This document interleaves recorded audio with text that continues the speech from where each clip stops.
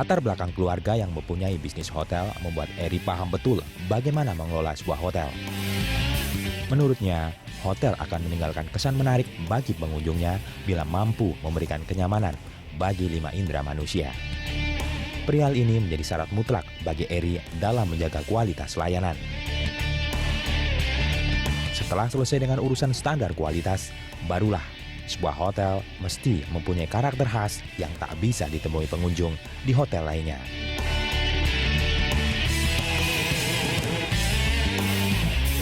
Formula ini dipraktekkan Eri di Art Hotel. Art dalam bisnis hotel yang dijalaninya. Ya pemirsa, kembali lagi di People and Inspiration dan masih sama Eri di sini. Tapi kali ini kita suasananya agak berbeda ya. Kalau tadi kita dipenuhi dengan karya-karya seni di bawah. Nah sekarang kita city view di sini, oke? Kita di kawasan Tamrin, oke? Nah jadi kan yang punya hotel ini bikin ini hotel penuh dengan karya seni. Namanya juga Art Hotel, Art and Hotel, ya kan? Nah pertanyaannya, Eri sendiri punya hobi khusus nggak di bidang seni gitu? Misalnya ini kan kalau dari tampangnya udah kayak anak band gitu ya kan? Mungkin punya hobi musik gitu atau apa, melukis atau seperti apa? Kebetulan saya suka lukisan tapi nggak suka ngelukis. Nggak suka ngelukis? Terakhir saya ngelukis pas TK gambar 2 gunung, matahari dan sawah, matahari terbit dan lain-lain. Kebetulan saya waktu kuliah di luar negeri kan nggak ada pembantu. Jadi untuk survival kit saya belajar masak. Dan dari situ sampai sekarang saya masih hobi masak. Karena actually cooking is an art. Kan banyak udah dipersip cooking itu adalah art. Orang sudah tidak debatable lagi. Jadi memang saya hobi memasak, buat saya masak tuh refreshing banget. Kayak kita bisa zone off dari dunia kebisingan bisnis dan lain-lain and just make an art by on your own gitu. Dan juga saya juga suka travel. Kebetulan dari kecil saya juga banyak traveling, jadi akhirnya sampai hari ini pun saya juga suka travel, melihat different culture, melihat different city, different behavior dan lain-lain. Jadi pemirsa nanti boleh dong ya kita main-main ke rumah dimasakin. Boleh, ya? anytime, anytime. Asik, mantap. Reservasi dulu tolong. Reservasi, oke. Ya baik. Nah, jadi selanjutnya kalau misalnya kita lihat di Art Hotel ini kan punya karakter yang kuat ya. Dari hotelnya kita bisa lihat, rasain juga. Nah, jadi tentunya ini pasti bisa juga menggambarkan karakter yang kuat ada dalam seorang Erastus Regimen. Betul. Nah, siapa sih yang paling banyak membentuk karakter Anda sejauh ini? Terus terang saya percaya karakter berbisnis dan karakter orang itu terbentuk dari pengalaman. Saya percaya bahwa pada saat kita sekolah, pada saat kita bekerja secara profesional dan lain-lain, disitulah karakter kita terbentuk, di mana kita bertemu dengan masalah, bertemu dengan senario-senario di mana kita mesti memberikan ide-ide kreatif solusi. Disitulah cara pemikiran kita, cara pandang hidup kita, cara kita berbisnis juga berkembang antara satu hal dan lainnya.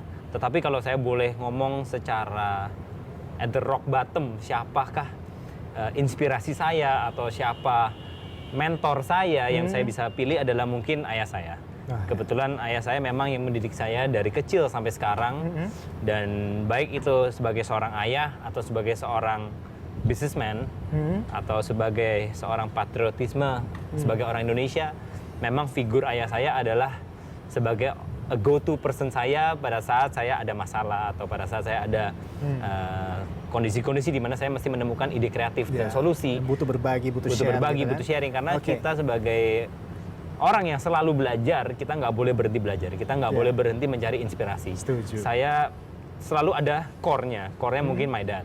My dad is my rock. Cuman memang pada saat kita mengalami hidup secara day to day, kita pasti mempunyai inspirasi banyak hal. Saya baca buku, saya dapat inspirasi, saya berbicara dengan Mas Roland, saya dapat inspirasi, saya bicara dengan kompetitor saya dapat inspirasi. Jadi siapapun inspirasi bisa dapat dari mana aja. Terutama dari seniman-seniman yang idealistik, itu adalah inspirasi yang buat saya paling pure. Karena uncontaminated inspiration. Tapi of course at the end of the day kita harus membentuk karakter kita sendiri untuk menjadikan sebuah bisnis atau solusi-solusi yang sukses dan praktikal. Nah jadi kan Anda sendiri lahir dari keluarga dengan bisnis hotel ya. Sebetulnya kepikiran nggak sih untuk bisnis yang lain selain hotel, misalnya apa kayak bidang fashion mungkin atau apa? Well, terus terang Dari kecil saya sudah grow up di dunia hotel. Ayah saya ngajak saya pada saat dia konstruksi hotel. Pada saat dia meeting dengan arsitek, dengan banker, dengan siapapun itu. Kebetulan saya waktu itu mungkin masih SD ya. Saya diajak. Semua proses pada saat dia membangun hotel, saya diajak. Setelah selesai sekolah, selesai les, saya diajak, ayo ikut ke kantor gitu. Mungkin itu secara tidak langsung cara dia mendidik saya untuk senang dengan hotel. Dia yang paling berpengaruh lah ya. Kelihatannya kalau saya trace back on my memories gitu. Cuman memang pada saat saya sekolah saya tidak belajar hotel, saya belajar bisnis, marketing, finance. Terus pada saat itu saya ada momen memang di mana akhirnya saya jatuh cinta sama hotel dan akhirnya saya decided bahwa memang saya ini akan mendalami hotel karena saya percaya dengan naluri pribadi, insting saya dari kecil sudah dibentuk secara tidak langsung. Subliminal message mungkin. Nah itu menarik. Jadi apa sebetulnya momen khusus, momen penting yang akhirnya memutuskan, oke, gue udah yakin banget, gue mantep banget gue di hotel. Ada momen khusus? Waktu saya kuliah, saya study marketing and finance. Purely business, no hotel related at all. Cuman pada saat itu saya dapat opportunity untuk internship magang. Saya dikasih 2 offering, antara saya kuliah di Amerika di Boston. Saya dapat 2 offering, mau magang di New York di sebuah korporasi atau di Hawaii di hotel. Nah saya mikir kapan lagi saya bisa tinggal 3 bulan di Hawaii dibayar di depan hotel bintang 5 belajar lagi. Dan setiap hari selesai kerja pantai. Jadi akhirnya saya bilang udahlah saya cobalah saya tinggal di Hawaii 3 bulan. Dan pada saat saya kerja 3 bulan di Hawaii di hotel, itulah dimana saya benar-benar kayak mengalami bahwa hotel tuh seperti ini. Jadi akhirnya saya jatuh cinta pada saat itu. Itu momennya ya. Betul. Oke, keren. Nah sekarang kita ngomong soal bisnis lagi. Jadi bagi Anda sendiri apa sih sebetulnya nilai-nilai yang Anda bangun dalam berbisnis? I think at the end of the day, zaman sekarang zaman yang sangat transparan. Jadi saya percaya bisnis itu harus setransparan mungkin. Management style juga harus setransparan mungkin. Udah bukan zamannya kita meng-micro manage. Zaman sekarang sudah zamannya makro, result oriented. Jadi saya percaya dengan inspirasi-inspirasi bisnis modern, di mana memang yang bekerja dengan kita juga orang-orang modern.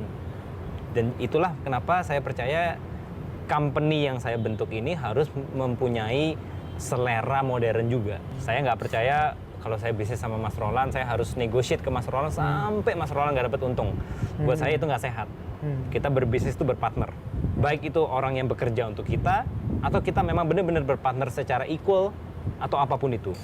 Jadi memang secara bisnis saya percaya semuanya itu harus ada keseimbangan. Cool. Oke, Eri yang terakhir nih. Jadi sebetulnya kan sebagai orang muda, ya apa sih resepnya nih untuk Anda menjalankan atau sambil mengejar target mimpi Anda, apa sih resep yang sedang Anda lakukan? Terus terang kalau saya punya resep, saya udah sukses terus gitu. Jadi resep kan tinggal di follow gitu. Saya mungkin nggak punya resep, saya juga sampai sekarang masih cari resepnya apa. Masih dibentuk? Masih boro-boro dibentuk, cari masihan. Cuman memang mungkin advice saya aja sebagai sesama anak muda, at the end of the day kita harus mimpi big. We gotta dream big at the end of the day. Semuanya dimulai dari mimpi, dari vision, dari belief, dari kepercayaan. Tapi at the end of the day you just have to do it. Harus nyemplung aja. Karena terlalu lama kita berpikir, kita nggak jalan-jalan juga repot. Jadi saya percaya failure itu adalah sebuah proses sukses. Kita nggak mungkin bisa sukses kalau nggak ada failure. Jadi memang kalau memang ada failure, just get up and do it again. Kalau sukses, you will counter failure. No matter what, you will always encounter failure. Jadi failure itu jadikan sahabat dan belajar dari pengalaman, jangan diulang lagi kesalahan yang sama. Jadi just do it aja. Oh, gitu ya. Keren. Ya jadi pemirsa, dari tadi kita ngobrol seru banget sama Eri. Jadi waktu terus berjalan, bumi terus berputar, dan apa yang dilakukan sebetulnya lebih ke bereksplorasi. Mungkin yang dilakukan dengan ayahnya Eri itu sama, bisnis hotel. Tapi Eri justru memiliki sentuhan-sentuhan yang berbeda, yang relevan dengan kebutuhan zaman hari-hari ini. Dan itu memang sangat luar biasa ya kita lihat hasilnya sekarang. Anyway, terima kasih banyak. Thank you. Erastus Regimen sudah menginspirasi hari ini. me. Oke, sukses terus. Maju terus, Fred. Thank you. Tos dulu kalau gitu. Oke. Siap.